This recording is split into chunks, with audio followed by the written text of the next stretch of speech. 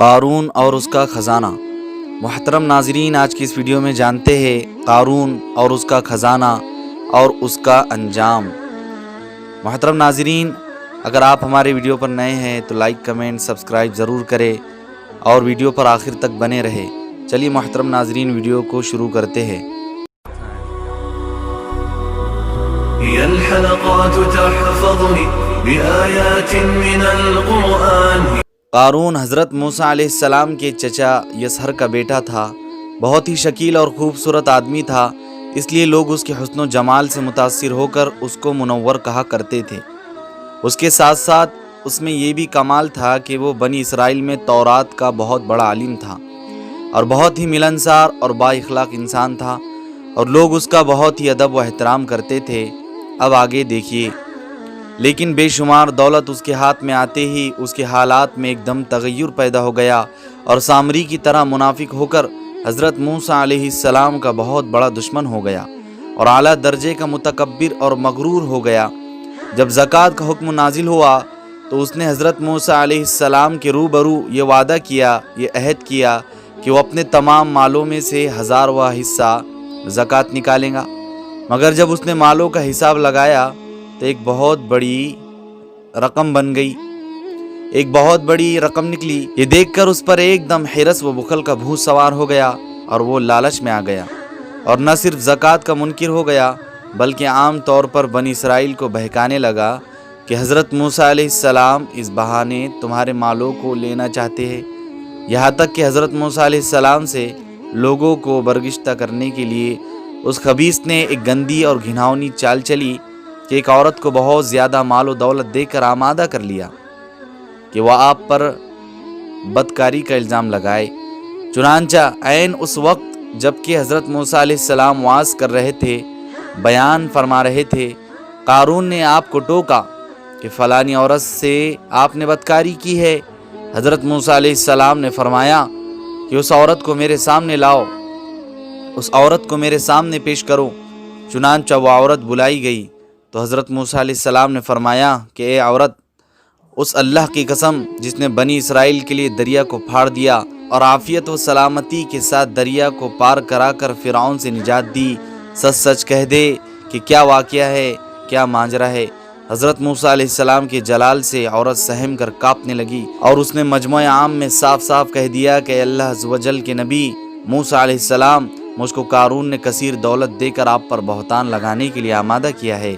اس وقت حضرت موسیٰ علیہ السلام آپ دیدہ ہو کر شکر میں گر پڑے اور بحالت سجدہ آپ نے دعا مانگی کہ یا اللہ، قارون پر اپنا قہر و غضب نازل فرما۔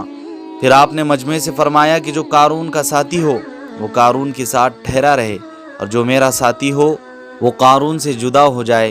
چنانچہ 2 خبیثوں کے سوا تمام بنی اسرائیل قارون سے الگ ہو گئی۔ پھر حضرت موسیٰ علیہ السلام نے زمین کو حکم دیا کہ اے زمین، تو اس کو پکڑ لے، تو قارون ایک دم گھٹنوں تک زمین میں دھس گیا۔ پھر آپ نے دوبارہ زمین سے یہی فرمایا تو کمر تک زمین میں دھس گیا۔ یہ دیکھ کر قارون رونے اور بلبلانے لگا اور قرابت و رشتہ داری کا واسطہ دینے لگا، مگر آپ نے کوئی التفات نہ فرمایا، یہاں تک کہ وہ بالکل زمین میں دھس گیا۔ 2 منحوس آدمی جو قارون کے ساتھ ہوئے تھے لوگوں سے کہنے لگے کہ حضرت موسیٰ علیہ السلام نے قارون کو اس لیے دھسایا تاکہ قارون کے مکان اور اس کے خزانوں پر خود قبضہ کر لے۔ تو آپ نے اللہ تعالیٰ سے دعا مانگی کہ قارون کا مکان اور خزانہ سب زمین میں دھس جائے۔ چنانچہ قارون کا مکان جو سونے کا تھا اور اس کا سارا خزانہ زمین میں دھس گیا۔ قارون کا خزانہ، اس کو قرآن کی زبانی سے سنیے۔ اللہ تعالیٰ کا ارشاد ہے کہ ہم نے قارون کو اتنے خزانے دیے تھے کہ ان خزانوں کی کنجیاں ایک مضبوط اور طاقتور جماعت بمشکل اٹھا سکتی تھی۔ قرآن مجید میں ہے ان قارون کان من قوم موسیٰ فبغى علیہم وآتیناہ من الکنوز ما ان مفاتحہ لتنوء بالعصبۃ اولی القوہ۔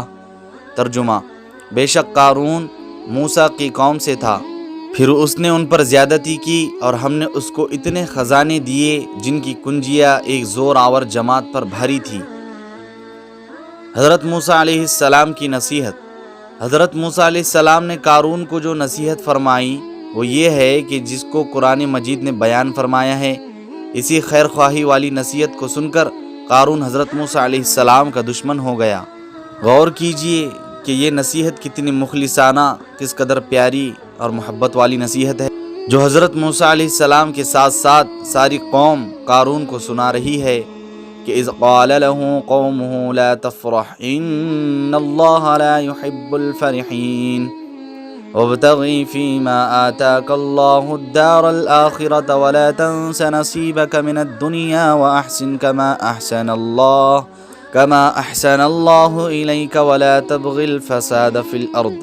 ترجمہ: جب اس سے اس کی قوم نے کہا اترا نہیں، بے شک اللہ تعالیٰ اترانے والوں کو دوست نہیں رکھتا، اور جو مال تجھے اللہ نے دیا ہے اس سے آخرت کا گھر طلب کر، اور دنیا میں اپنا حصہ نہ بھول، اور احسان کر جیسا اللہ نے تجھ پر احسان کیا، اور زمین میں فساد نہ چاہ۔ قارون نے اپنے مال کے گھمنڈ میں اس مخلصانہ نصیحت کو ٹھکرا دیا اور خوب بن سون کر تکبر اور غرور سے اتراتا ہوا قوم کے سامنے آیا اور حضرت موسیٰ علیہ السلام کی بدگوئی اور ایذا رسانی کرنے لگا۔ اس کا نتیجہ کیا ہوا، خود قرآن کی زبانی سنیے۔